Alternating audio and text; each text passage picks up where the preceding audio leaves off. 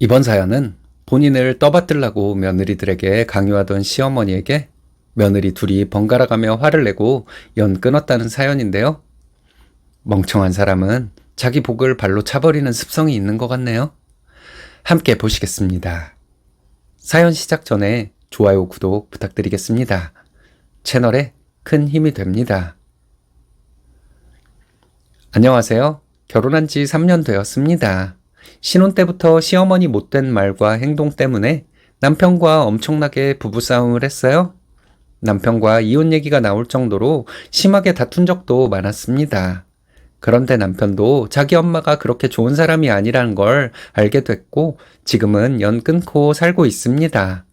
시어머니는 제가 처음 인사드리러 간 날부터 본인을 며느리 노릇 참 잘한 사람이라고 칭하셨습니다. 제게 그런 말하는 이유가 뭐겠어요? 저도 본인에게 좋은 며느리가 되라는 말이죠. 저도 가부장적인 집에서 자랐고 예의에 대한 엄한 교육을 받고 자랐어요. 그런데 저희 시어머니는 너무했어요. 시어머니는 본인이 시집살이 하면서 고생 많이 하셨기 때문에 이제는 며느리에게 그대로 대접받고 살고 싶다 하시는 분입니다. 결혼식장 들어가기 전까지만 해도 시어머니는 잘해라, 며느리가 잘해야 집안이 선다, 이런 말을 입버릇처럼 하셨기 때문에 저도 은근 부담을 받고 있었던 상태였는데요. 신혼여행 다녀오고 나서 시어머니는 저에게 전화하셔서 이제부터 아침마다 나한테 전화해서 문안인사 올려라. 시부모 둘 딸랑 사는데 걱정도 안 되니? 하셨습니다. 저희 시부모님 환갑도 안 되셨어요. 아픈 곳도 하나 없이 잘만 놀러 다니고 잘 먹고 돈도 잘 쓰십니다. 그런데 무슨 혼자 사는 독거노인 돌아가셨을까봐 전화드리는 것도 아니고 아침마다 문안인사라니 기가 차더라고요.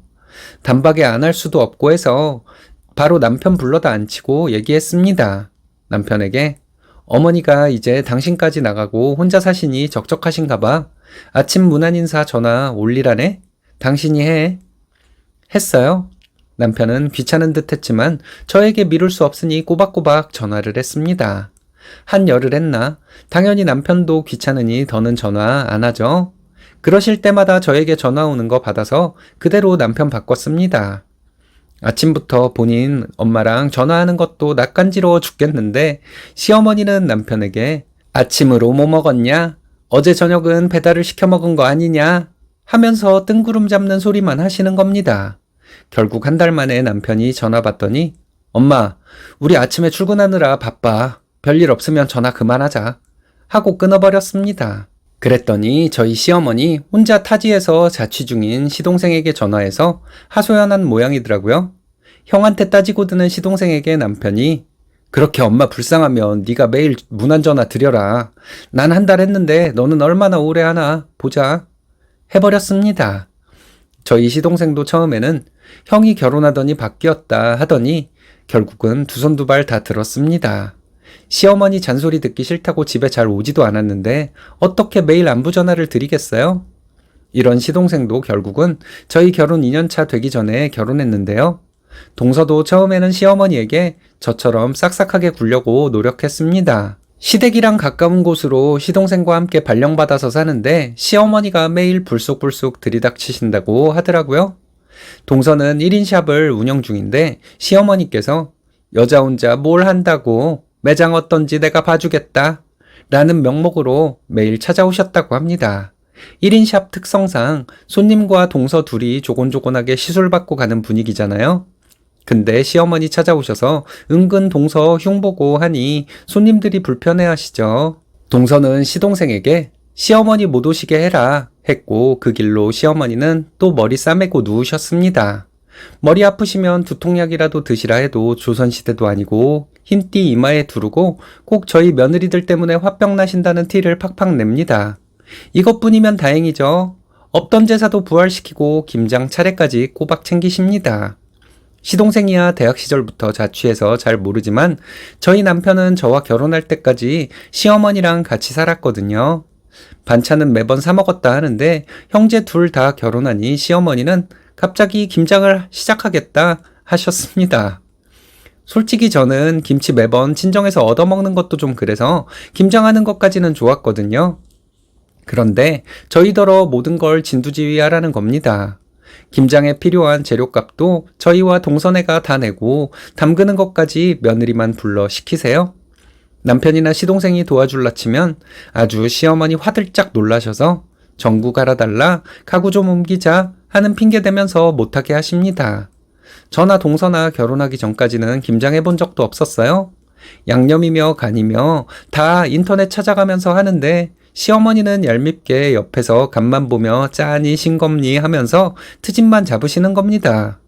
그래서 제가 어머니, 같이 먹는 건데 어떻게 하는지라도 알려주시고 뭐라고 하셔야죠. 이래서 언제 끝나요? 하고 대들었습니다. 시어머니는 기가 차다는 듯이 넌 어떻게 배워먹은 애가 나이 30 넘고 김치 양념도 못 만들어? 비켜라! 하시면서 자신있게 하시는 겁니다. 결국은 시어머니 양념하신 거 다들 간 보는데 맛이 묘했어요. 이 맛도 저 맛도 아닌 느낌. 결국은 해 다 떨어질 때까지 속도 못 넣고 있으니 남편이 화나서 엄마는 평생 김치 사 먹어놓고 왜 이제 와서 김장을 하자고 해. 이거 뭐 밤새서 할 거야? 하고 짜증을 냈습니다. 결국은 그날 인터넷 보고 자정 다 된 시간까지 저희 남편과 저 시동생 동서까지 다 달라붙어서 김장을 끝냈습니다. 시어머니는 저와 남편이 대들었다고 화나셔서 그대로 집을 나가서 김장 끝나니까 들어오셨고요. 그래놓고 어머니 형제분들 나눠줘야 한다고 하셔서 저희들은 김치 딱 2통씩만 받아왔습니다. 하루 종일 김장하느라 고생은 고생대로 다 했는데 남 좋은 일만 시킨 거죠. 진짜 짜증나고 시어머니에게 정도 다 떨어졌는데 영 끊고 살 수도 없고 해서 참았습니다. 그러다가 시동생이 결혼하고 처음으로 어머니 생신이 돌아왔어요. 저도 결혼하고 시어머니 첫 생신 때는 생신상 차려드렸거든요. 동서에게도 요구하겠다 싶어서 미리 동서, 어차피 어머니 생신상 차리라고 하실 거야. 그냥 동서가 나서서 한다 그래. 그게 욕 안 먹고 속 편해. 하고 조언해 줬습니다. 동서도 제 말 듣더니 에휴, 안 할 수도 없고 그래야겠네요. 고마워요 형님. 하고 생신상 준비하는 듯 하더라고요. 시어머니께도 같이 모인 자리에서 말씀드렸으니 이미 생신상 차리는 건 알고 계셨을 겁니다. 그런데 시어머니께서 동서가 열심히 생신상 차리고 다 기다리고 있는데 갑자기 너네 시아버지가 저녁을 사준다네. 저녁은 니들끼리 먹고 내 생일상은 내일 다시 차려라. 하고 통보하셨습니다. 그러니 기껏 준비한 동서만 물먹은 거예요. 어쩔 수 없이 다음날 다시 와서 동서가 열심히 상 차렸는데 그거 보고 시어머니가 얘, 너는 너네 형님한테 좀 배워라. 너네 형님은 내가 결혼하고 제대로 교육시켜서 상다리 부러지게 차렸는데 너는 이게 뭐니? 하고 트집을 잡으셨습니다. 밥 드시면서 맛이 있네 없네 하시면서 젓가락으로 그릇 동서 쪽으로 쓱 밀면서 너 이것 좀 먹어봐. 간이 맞니? 우리 아들 매일 맛도 없는 밥 얻어먹겠다. 안 하겠어? 하면서 온 가족들 앞에서 동서를 망신 주려고 작정한 듯이 행동하셨습니다. 저도 더 이상 보고 있을 수가 없어서 어머니께 맛있기만 한데 왜 그러세요? 그리고 저는 식당 운영하는데 요리를 못하면 그게 이상한 거죠. 요리학원도 다니고 자격증도 땄는데요. 하고 동서 편을 들어줬습니다. 실제로 시어머니에게 요리 배운 적도 없어요. 제가 작은 식당 운영하기 전에 메뉴 개발하려고 오래 요리학원 다니면서 조리기능사 자격증도 따뒀거든요. 제가 동서편 들어주니 시어머니는 상에 수저 탁 내려놓으시면서 아무튼 며느리라고 둘 있는데 마음에 드는 구석이 없네 하면서 혀를 쯧쯧 차셨습니다. 저도 언짢아 있었는데 갑자기 동서가 자리에서 일어나 울면서 그렇게 마음에 안 드시면 보지 말고 사세요 하면서 나가버렸습니다. 당황한 시동생도 따라 나갔는데 두 사람은 결국 돌아오지 않았어요. 결국은 제가 상 다 치우고 앉아서 또 시어머니 하소연 들어줬죠. 시어머니는 저랑 남편에게 쟤는 가정교육을 잘못 받은 것 같다. 저쪽 집이 교육자가 많다더니 순 거짓말이다. 자식교육도 못 시키는 사람들이 누굴 가르치냐? 하면서 동선의 친정까지 욕하셨습니다. 저도 듣다 도저히 못 참겠어서 어머니, 그래도 사돈댁 욕 보이시는 건 아니죠. 동선의 부모님이 이 사실을 알면 뭐라 하겠어요? 하고 설득하려 했습니다.